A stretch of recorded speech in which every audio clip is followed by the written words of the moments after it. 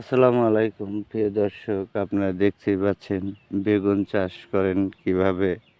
আপনারাও যদি চান বাড়ির আশেপাশে এভাবেই বেগুন চাষ করে লাভবান হতে পারেন। বেগুন চাষি ভাইদের জন্য আমন্ত্রণ, বাড়ির আশেপাশে জমিগুলি ফেলে না রেখে এভাবেই বেগুন চাষ করে লাভবান হতে পারেন। আপনারাও চাইলে বাড়ির আশেপাশে এভাবেই বেগুন চাষ করে লাভবান হতে পারেন।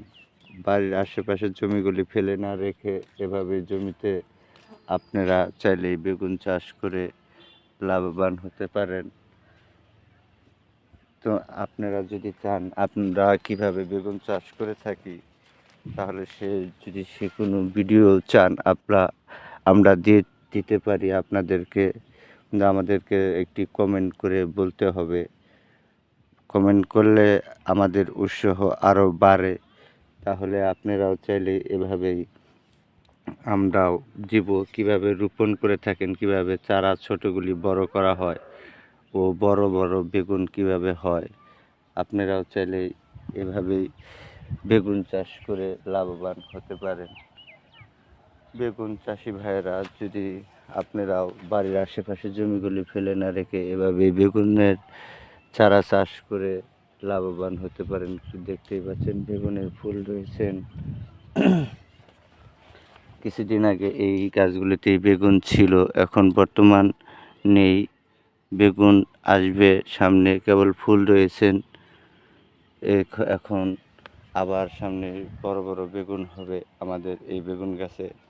আমাদের কৃষক ভাই অনেক কিছু চাষ করে থাকেন। যদি আপনারা চান অন্য অন্য কিছু দেখতে যদি চান, তাহলে আপনাদেরকে আমি দেখাবো। এভাবেই আমাদের জমিগুলিতে ফসল ফলে থাকে। আমাদের কৃষক ভাইয়েরা এভাবেই বেগুন চাষ করে লাভবান হয়েছেন, হাট বাজারে বিক্রি করে। আমাদের কৃষক ভাই যেই চান আপনারাও এভাবেই বেগুনগুলি চাষ করে লাভবান হতে পারেন। দেখতেই পাচ্ছেন বেগুনের চারাগুলি অনেক খুব সুন্দর, তরতাজা রয়েছেন, সবুজ বর্ণের রয়েছেন গাছগুলি। ফুলগুলি সাদা ও নীল রঙের হয়ে থাকে। কিছুদিন পরে এগুলাই আস্তে আস্তে ফুলের থেকে রূপ নেবে, কলির থেকে হবে বেগুন।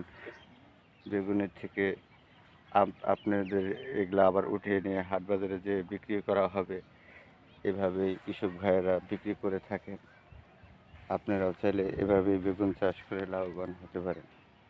প্রিয় দর্শক, আশা রাখি আপনারাও ভালো থাকবেন। আমারও এভাবে কমেন্ট করলে তাহলে নিত্য নতুন কন্টেন্ট ভিডিও পাবেন।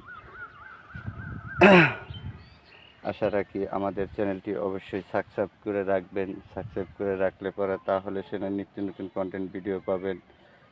আর আশা রাখি বন্ধুদের মাঝে শেয়ার করে দেবেন। প্রিয় দর্শক, আশা রাখি ভালো থাকবেন। আসসালামু আলাইকুম, আল্লাহ হাফেজ।